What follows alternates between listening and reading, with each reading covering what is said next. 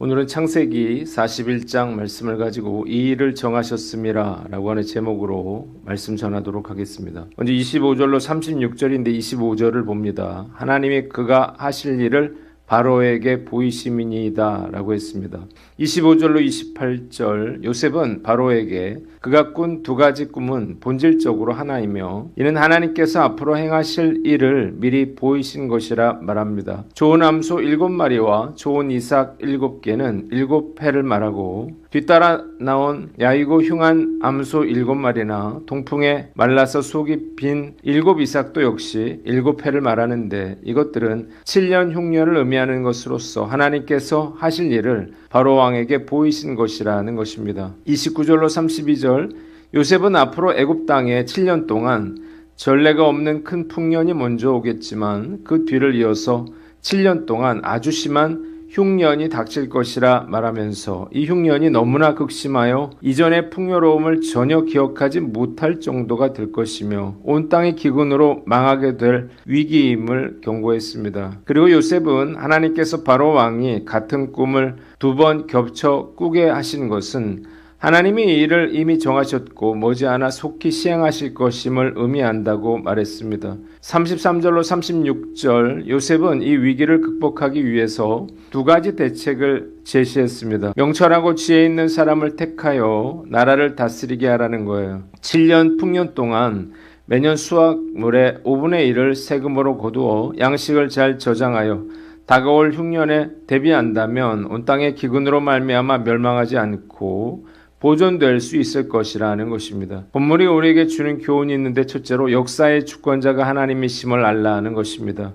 32절에 요셉은 바로가 같은 꿈을 2번 연속해서 꾼 것은 하나님께서 이 일을 반드시 그리고 속히 행하시겠다는 의지를 보여주신 것이라고 말합니다. 온 세상의 주권자는 신으로 추앙받는 바로가 아니라 하나님이시며 요셉의 꿈 해석 역시 그의 지혜가 아니라 하나님께서 깨닫게 하신 일이었습니다. 우리가 알아야 할 두 가지 사실이 있는데요. 첫째로 역사의 배후에는 하나님의 손이 있다는 것입니다. 인류 역사는 강대국의 통치자나 경제적 흐름에 의해서 움직이는 것처럼 보이지만 실상은 보이지 않는 하나님의 거대한 섭리 속에서 진행되는 것입니다. 역사, 히스토리는 곧 그의 이야기인 his story인 것입니다. 둘째로 인간의 권력은 유한하며 하나님의 권능은 영원하다는 거예요. 신으로 추앙받던 바로조차 자신의 꿈 하나 해석하지 못해 번민한 것은 인간의 한계를 보여줍니다. 역사를 주관하시는 하나님은 왕을 세우기도 하시고 패하기도 하시며 인간의 지혜를 뛰어넘어 하나님의 목적을 이루어 가시는 유일한 통치자이신 것입니다. 말씀을 다음과 같이 적용을 해봐요. 첫째로 섭리로 해석하라는 것입니다. 성도에게 우연이란 없다는 사실을 믿으시기를 바랍니다. 내 삶에 반복되는 일들 혹은 갑작스럽게 닥친 위기 속에서 재수가 없어서라고 말하지 말아야 합니다. 요셉처럼 하나님이 내게 무엇을 보이시려 하는가를 질문해야 합니다. 역사의 주관자를 믿는 사람은 사건에 매몰되지 않고 그 너머에 하나님의 뜻을 찾습니다. 둘째로 두려워하지 말고 하나님께 기도하라는 거예요. 미국의 트럼프나 러시아의 푸틴이 일으킨 전쟁을 볼 때에 우리는 이해할 수가 없고 두려움을 느낍니다. 그러나 역사의 배후에 하나님이 계신다면 문제의 해결 방법 역시 하나님의 손에 있을 것입니다. 트럼프나 푸틴을 비난하고 욕한들 무슨 소용이 있을까요? 더 이상 무고한 생명이 목숨을 잃지 않고 악한 일들이 일어나지 않도록 하나님께 기도해야 할 것입니다. 유럽을 호령하던 프랑스의 황제 나폴레옹은 러시아 침공을 앞두고 오만한 계획을 세웁니다. 한 귀부인이 그에게 사람이 계획할지라도 결정은 하나님이 하시는 법입니다 라고 조언을 하자 나폴레옹은 코웃음을 치면서 이렇게 말했다 그래요. 부인, 내가 바로 계획하는 자요, 내가 바로 결정하는 자요. 이후 그는 호기롭게 군대를 이끌고 러시아로 쳐들어갔지만 프랑스 군대는 러시아의 매서운 추위 앞에서 처참하게 패배했고 결국 세인트 헬레나 섬으로 유배되어 쓸쓸히 죽음을 맞게 됩니다. 그는 죽기 직전에 나사렛 목수 예수는 군대 하나 없이 사랑으로 영원한 나라를 나를 세웠으나 나는 총칼로 세상을 얻으려다가 모든 것을 잃었노라고 한탄했다고 합니다. 당대 최고의 권력자였던 나폴레옹도 역사의 주인이신 하나님의 손길 앞에서는 연약하고 무력한 인간에 불과했습니다. 푸틴이나 트럼프 같은 세상 지도자들이 역사를 움직이는 것 같아도 결국 그들의 생사화복과 역사의 물줄기를 결정하시는 분은 오직 하나님 한 분뿐이심을 알고 소망을 가지고 기도하는 저와 여러분들 되시기를 바랍니다. 두 번째로 하나님의 문제 해결사가 되라는 거예요. 요셉은 바로왕의 꿈만 해석해 줄 뿐만 아니라 해결책도 제시해 주었습니다. 지각이 있고 현명한 사람을 뽑아서 양식을 저장할 곡간을 각성해 만들어 양식을 비축하고 애굽 땅에서 나오는 곡식의 5분의 1을 징수하여 7년 동안 지속될 흉년을 대비하라는 거예요. 이 세상에는 요셉과 같은 문제 해결사가 필요합니다. 참으로 많은 문제들이 산적해 있기 때문이에요. 세상은 그 문제를 해결해낼 사람을 고대하고 있습니다. 현재 대한민국의 당면한 문제는 무엇인가요? 첫째로 인구 문제예요. 저는 인구 문제가 대한민국의 가장 심각한 문제라고 생각을 합니다. 이렇게 저출산이 지속되다가는 지금까지 쌓아올린 모든 것이 무너져 내릴 것이기 때문이죠. 둘째로 외교 문제입니다. 우리나라는 휴전 중인 국가죠. 우크라이나나 이란처럼 한순간에 전쟁이 일어나는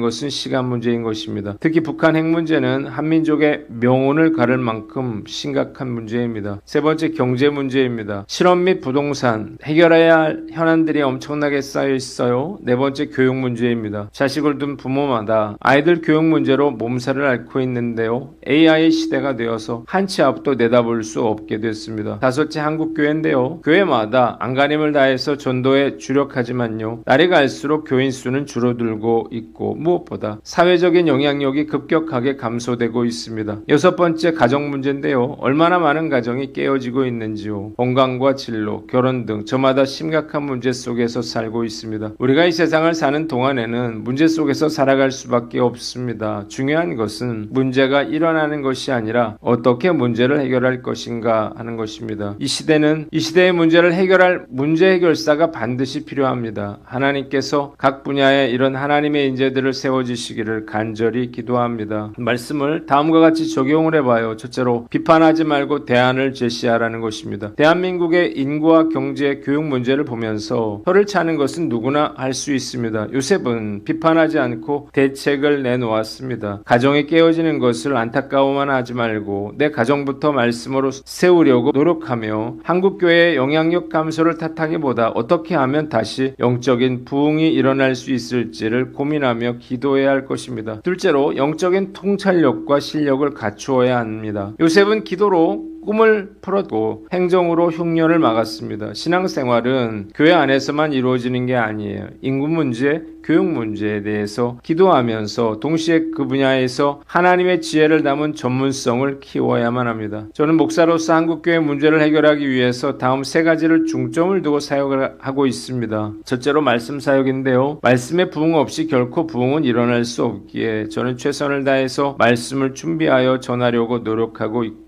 큐티 운동을 벌이고 있습니다. 둘째로, 전도 사역인데요. 저는 개척을 한 뒤 20년 동안 불신자들을 전도하고 제자 삼는 데 힘써 왔습니다. 한국교회가 전도에 실패한 것은요, 복음의 씨앗을 뿌리지 못했기 때문이에요. 어떤 방법이든 꾸준히 전도하고 초청해야 합니다. 몇 번의 전도로 성도를 얻을 생각을 해서는 안 되는 것입니다. 어떻게 초신자가 단 한 번의 전도가 되고 매주 교회에 나올 수가 있을까요? 한국교회가 장기적인 안목으로 지속적으로 초청을 하고 전도된 분들을 양육해서 세워나간다면요, 다시 한국교회는 성장할 수 있으리라 믿습니다. 세 번째, 성령 사역인데요. 성령의 능력이 아니면 인간은 결코 변화될 수가 없음을 알고 성령께서 역사하시도록 뜨겁게 기도해야 할 것입니다. 또한 성령의 불이 꺼지지 않도록 성령 사역을 이어나가야만 합니다. 지지난주 전교인 체육대회에 이어서 이번 주일에 가족사랑행복 축제가 예정되어 있습니다. 하나님께서 많은 영혼들을 우리 교회로 보내주실 줄 믿습니다. 또한 전도된 영혼들을 말씀으로 양육하고 성령으로 충만한 공동체로 세워나갈 수 있도록 최선을 다할 것을 다짐해 봅니다. 하나님은 문제를 일으키는 세상을 방치하지 않으시고 요셉과 같은 문제 해결사를 통해서 역사를 이끌어 오셨습니다. 우리에게 닥친 국가적, 사회적 위기는 곧 하나님의 사람들이 일어날 기회입니다. 오늘 우리의 가정과 직장과 교회에서 문제 해결을 위한 하나님의 솔루션으로 쓰임받게 되기를 간절히 기도합니다. 기도하겠습니다. 기도하겠습니다. 하나님 아버지, 역사의 주권자가 하나님이심을 알고 하나님의 문제 해결사가 되게 하여 주시옵소서.